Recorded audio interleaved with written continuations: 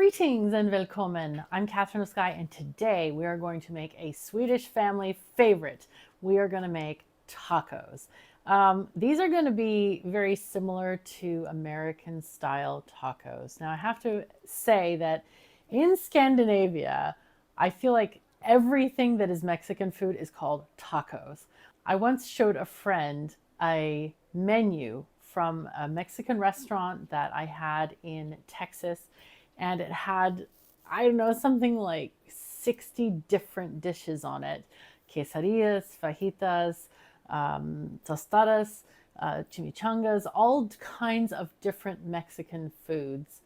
And he's like, oh, tacos. So that is kind of a joke for me in Scandinavia that everything is called tacos if it's Mexican food. But this is going to have some ground meat, and we're going to eat it with tortillas and stuff like that. So this is a kind of a tradition, Taco Tuesday, and a lot of Scandinavian families follow this because it's easy to make. Both adults and children love it, and it keeps well in the fridge for leftovers. Sometimes I'll even take the leftover taco meat and put it on a sandwich and not even have it in a tortilla. So there's a lot of options with this, so let's get started. Oh yeah, and there's one tiny funny thing I wanted to share with you. When I'm cleaning up the kitchen for these cooking programs, I try to be, wipe down the counters, make sure all the pots and pans are clean and everything. And then I find random stuff like these guys. We have enber, oh my god, I think it's elderberry, which Matthias has brought to my kitchen, and I was like, oh, what is this stuff? And here we have a thing called svampsokrydda, which I have translated into mushroom seasoning. So fun stuff, just random things appearing in my kitchen because he cooked the other day. He made this wonderful, we had reindeer, so that was fun. Anyway, off to the tacos. All right, so let's talk about the ingredients. First of all, we have our meats. So we have a half a kilogram of beef. This is ground beef, and a half a kilogram of pork. Now, in a lot of places, you can get these mixed together. They're already ground together at the store, but for whatever reason, the store here didn't have it. Now, you also need equal portions of bacon. Now, this stuff is pancetta, but it looks like bacon, so we're going to call it bacon. The store kind of ran out when I was there. This is chopped bacon. You can't get that in the US, but you can chop your own. And then we're going to get some onions. These are really small onions. They're kind of like the bottom of my barrels, so I took 2 instead of 1 bigger one. We're going to need tortillas to serve all the food on, and then the toppings are going to be, we've got Tabasco sauce, got some lettucey stuff, and creme fraiche, or you can use sour cream. And we also have cheese, usually a Tex-Mex variety. It adds a little bit of spice. It's kind of nice. And then, of course, the taco spice itself. Now, you're going to want to add as many as you need for your amount of food.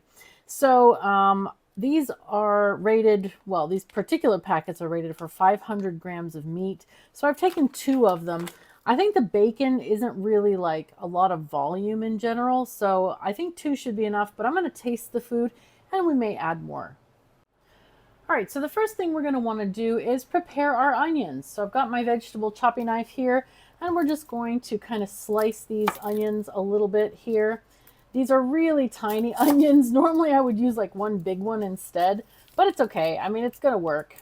You always kind of want to take the skin off if you can, and just kind of peel it off because it doesn't taste very nice. It's kind of like papery, because it's the outside skin of the onion, and therefore it's a little bit drier than the rest. So we're just going to take this and we're going to dice this onion.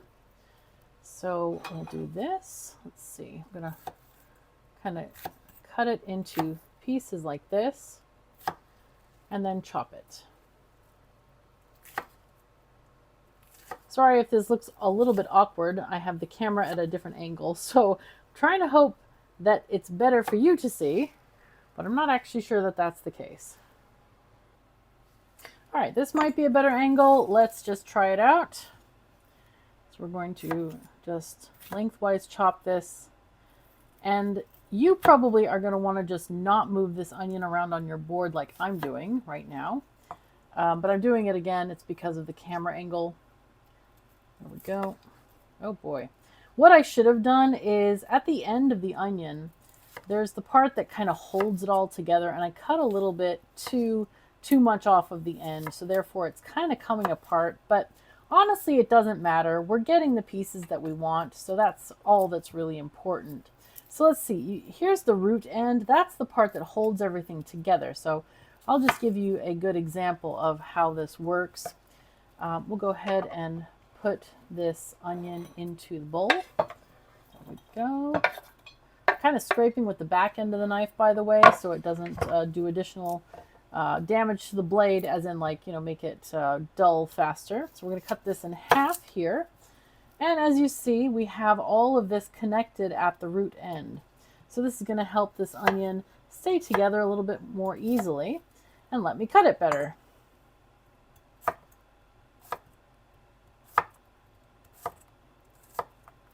All right, there we go. And then we can reject the other end of the onion there. All right, so the next thing is we want to turn on the heat for our pan.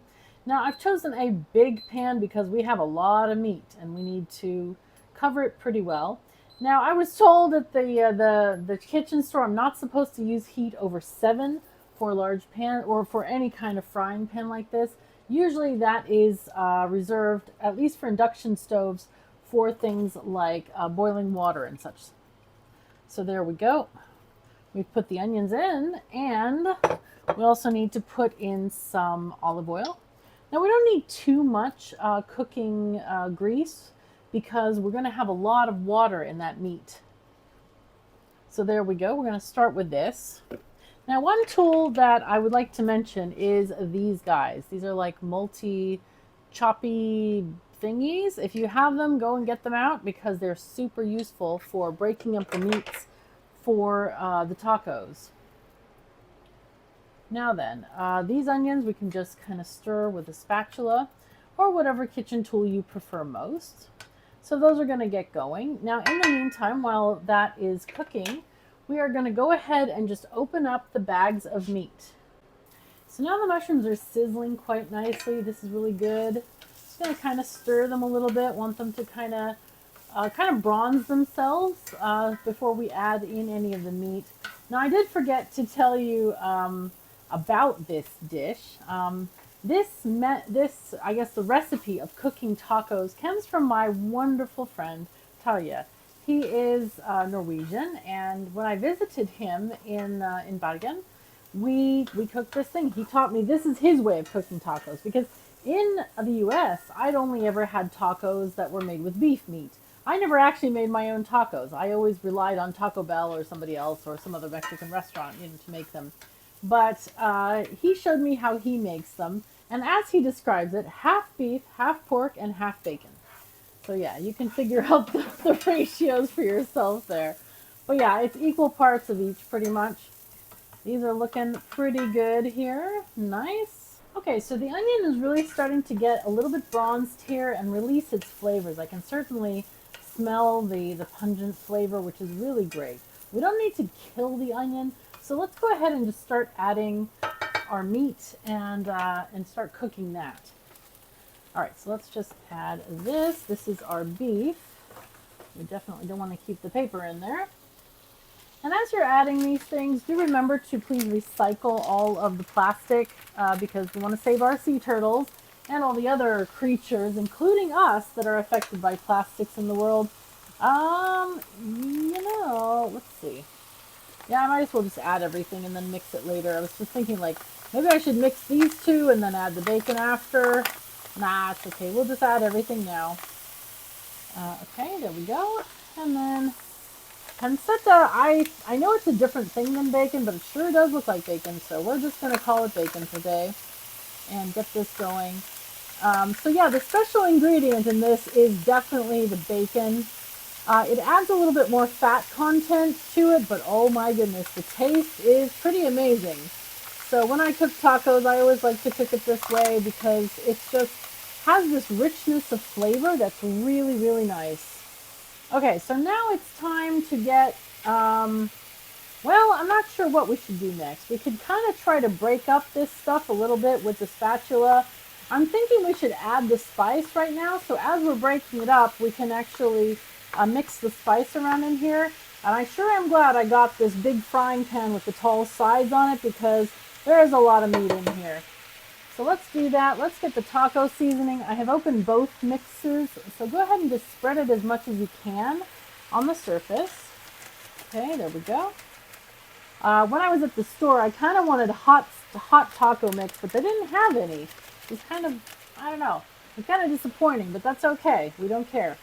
So these guys are really great, because what they do, what happens is as the meat fries, it kind of like, you know, as it gets this dark brown color, you can see right there, it kind of sticks together.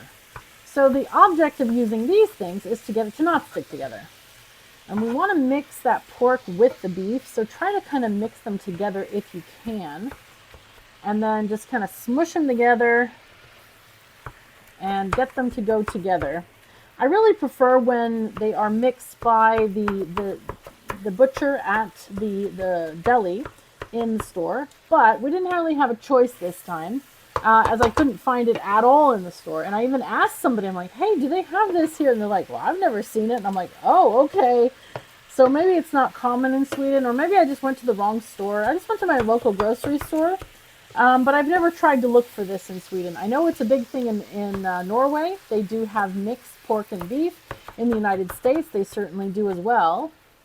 All right, so we're going to kind of leave these for now. We're going to keep using them, so we're not going to clean them off totally. But I do want to use this spatula and see if I can mix it a little bit better with this thing. But yeah, I almost need a bigger pot for this. This is a lot of meat here. I kind of wish I had some friends to invite over. But what I don't eat today, I don't have any guests coming, so we're just going to have a lot of leftovers. That's all I can say. But like I said, there are many ways to eat this. Oh my goodness, it stopped cooking. Don't do that, stove. Come on. I don't know why it did that. Maybe it got too far off the burner, I'm guessing. But we're going to try to flip stuff over here a little bit. And the pan's got to reheat itself because it turned itself off here. But that's okay. Induction is really fast, because what it does is there's a magnet inside the stove that kind of agitates the atoms in your pan, as in, like, you know, it's oh my goodness, there's a piece of paper in here. Oh dear, that must have been from the pork and I didn't notice it. Okay, well, that's fine. Let's just peel off the meat. There we go. Glad we didn't have that for dinner. Okay, much better, much better. Works a lot better when you don't eat the paper.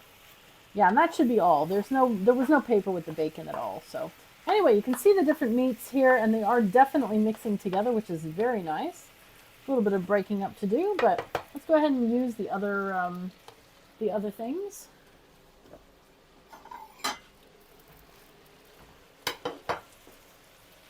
The meat mashers.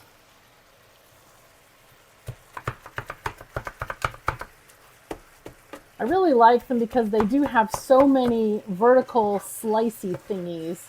It's hard to really tell what, hard to give them a name here, but yeah.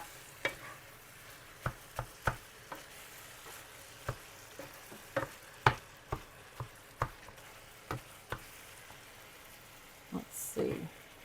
It is just really wanting to crawl out of this pan here. I almost feel like I should have used the cook pot perhaps with this, because we do have some items on the side that have fallen out, but it is very safe for me to do this, to pick them up, because the stove isn't hot. Induction, like I said, works with a magnet, so there's no heat on the stove other than what the pan transfers back into the glass, which at the moment it didn't feel warm at all, because the stove, because these items that I just picked up kind of fell on the sides of the pan here. So anyway, I'm going to just keep on cooking this. You can put the lid on if you want, but I usually don't, because we want to kind of cook a lot of the juices out, as in like evaporate them. So let me just move these guys off into a plate on the side there, because it looks like this part, because I put those things there, we didn't get it cooked properly. It kind of was sitting off to the side. Oh, this is interesting. My stove keeps changing numbers. How interesting. Okay, that's weird. I've never seen it do that before. There's a little bit of water on here. Maybe that's why it kept changing. And it's flashing the upper one. I'm not, oh, that got unhappy. Let me just turn that one off. There we go. So for some reason, the top one started going on as well. That's really weird. I don't know. Maybe it's cosmic rays causing my stove to be naughty here.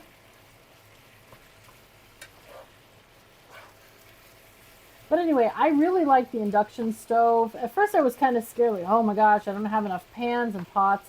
But they do actually have a special converter. I've never seen that before, but went to the cooking store and this lady's like, yeah, we have this like plate. It's kind of like a hot plate that's like a round circle that you put on the stove and you can cook anything on it, like aluminum pots, because the little circle heats up.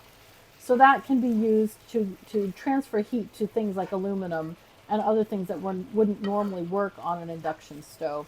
But luckily I don't have, I had like one aluminum sauce pot, but I threw that out a long time ago because it was well past its, sell by date.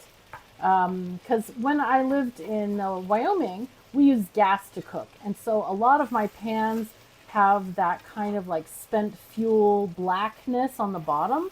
And that makes them kind of inefficient to cook with because the heat doesn't transfer very well. I don't really know how that works with induction. If it prevents the magnets from being good or not good, or it doesn't matter. I'm not actually sure. Probably it doesn't matter too much, except for it creates a little bit of extra thickness. So not sure if the magnets have full efficacy. But yeah, trying to think scientifically here. There we go. Okay, so this is working really well. The meat is actually not sticking together as much as I thought it would. Sometimes you get, ground meat, ground beef and pork that just forms into a brick. And so that's why I really like these things, is they really chop up the meat, make sure it doesn't stick together. So as you can see, there is a bit of liquid on the bottom, but not much. Actually, this is really lean meat. I'm really impressed with this. Even the bacon is not letting out a lot of water, so that's good. We can cook it a bit more because we do want that bacon to get fried, of course. And there we are. Yep.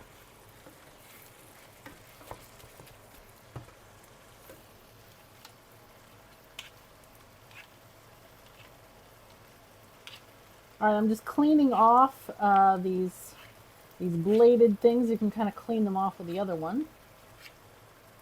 Okay, you go here. I had a weird encounter today. So in the US, they also have grocery stores with loyalty cards and such, and I wanted to close my account because, we don't have that brand here. I was actually so close with, they have this like yearly thing where if you pay the fee, you get free delivery, blah, blah, blah. And I had forgotten we had that, and my mom was using it when she was living in Denver. And so I was really lucky. I got to close the account before that thing renewed. But like the lady closing the account was like, well, why do you want to close your account? And I'm like, well, I live in a different country where there isn't Albertsons. It doesn't even exist. So of course she understood that, but it was kind of like, why would you ever want to close your account? So, but I mean, I guess I could have left it for, I don't know, no reason at all. But, with today, with cybersecurity and stuff, I wouldn't want, if the site gets hacked, and I'm not saying it's going to, but you never know. It's always good to close accounts and make sure that, your data is safe, because it has phone numbers, it has, credit card numbers and stuff like that. So it's always best to kind of have as few accounts as possible in today's world, if you can possibly, manage it. So as we're mixing this, I'm kind of seeing little pools of water here and there. So what I'm doing is kind of letting it evaporate. You can see, I hope, the evaporation going on. I do have the vent turned on. So we're just going to let this keep going. I'm going to go ahead and taste it and see what it tastes like. Just going to grab a spoon from the side drawer here, because the beef looks cooked. That looks fine. Not too bad. However, I'm going to add some more taco seasoning. I do actually have a bottle of taco seasoning here, which should be kind of similar. So we're going to just add a little bit of that. And that should make it just a little bit, kind of needed a little bit more salt, a little bit more spice. So there we go. Now I'm also considering adding some Tabasco sauce to this because that's always nice, and I like it anyway. Instead of adding it to the tacos themselves, I can add it to this mix. Now don't add it if you don't like hot stuff because it can be pretty hot, though you can get mild versions as well. But you can add anything you want to this mix, really. I kind of like things a little bit simple, I have to say. It's kind of nice to just have, you know, meat and a tortilla and cheese. I love cheese. But you can add many toppings to your burrito or taco, whatever you want to call it. You can add vegetables. We're going to add a little bit of salad. You can slice some tomatoes, onions, spring onions, whatever you feel like. And there's another dish I want to make for you that's very Tex-Mex, which has some peppers in it. So I purposefully avoided the peppers because we're going to use them in the next dish that I make. So I've left this on the burner for quite a while, and I've gotten a slotted spoon because as you let it cook, like little puddles of grease will form, and so I'm trying to, like, you know, evaporate as much of that as I can. It's kind of funny because I was like, you know, lifting the pan and kind of moving stuff and like hoping the grease will pool to one end. However, the meat is really thick, and so the grease has a hard time moving in the pan. Because I was going to try to just lift it out with the spoon, like scoop it out a bit and just, you know, pour it out. And but that wasn't working, this strategy. So I let it boil in the pan for about, I don't know, 5 or 10 minutes now. I think it's good to go. So the stove is going to yell at me for a little while because I have these pan right over the controls. But I kind of just wanted to show you how I'm going to prepare my taco assemblage, so to speak. We're going to get out a tortilla. First of all, let's get out one tortilla. They're kind of sticking a little bit. That's okay. We just kind of just try to pull them out. Come on. There you go. Oh, there's a naughty little bug. Okay, so we got our tortilla. And then usually what I do is I spoon out the meat first. And I try to do this in kind of a line because we're going to eat it like a burrito, right? So we got a line of meat here. Now the first thing I put on is the cheese because the cheese needs to melt. So you want this on your hot meat in hopes that it will melt even just a tiny bit. So we have this. I'm thinking I would like some olives. I found those randomly in the cabinet as I was kind of digging around there. So we'll just have a couple of these. There we go.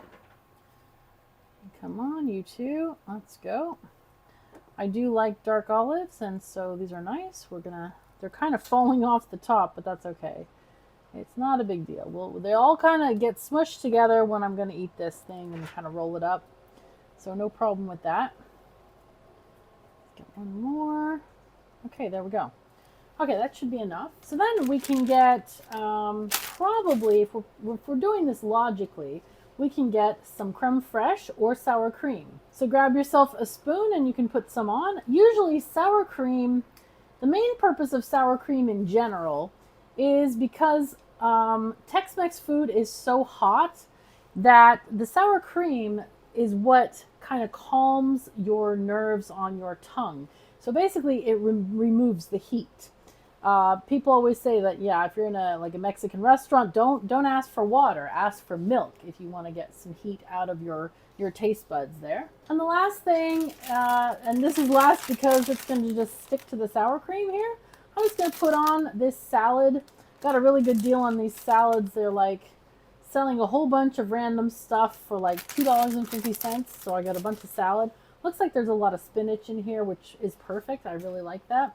So yeah, there we go. So then we're going to wrap this up kind of like this, and let's go eat. All right, so now let's eat this wonderful meal. As I said, you can put anything on it. When you have leftovers, as inevitably you might, You can eat it on a sandwich. You can eat this meat on a sandwich. You can have it with more tortillas. Anything you want. It's really versatile. All right, so I'm kind of wrapping this thing up into a burrito format so that we can have some. Try it out. Kind of slippery. Oh my goodness. Wow. Oh my gosh, this is great. It's really hard for me to show you because it's kind of like this kind of food is a little bit drippy. So I'm holding it and there's like a couple of holes in the burrito and it's like, but it's fine. It's good.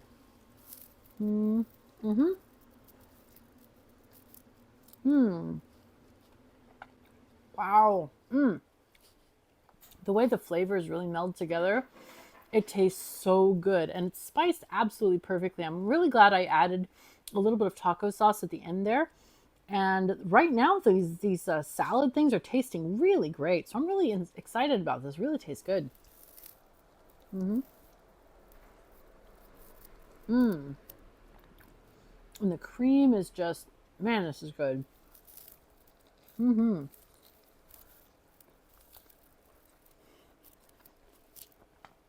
little bits that are like threatening to come out. Overall, really easy meal. Hope you enjoyed this video. Again, if you want to see more cooking videos or have a recipe that you want to suggest, just let me know.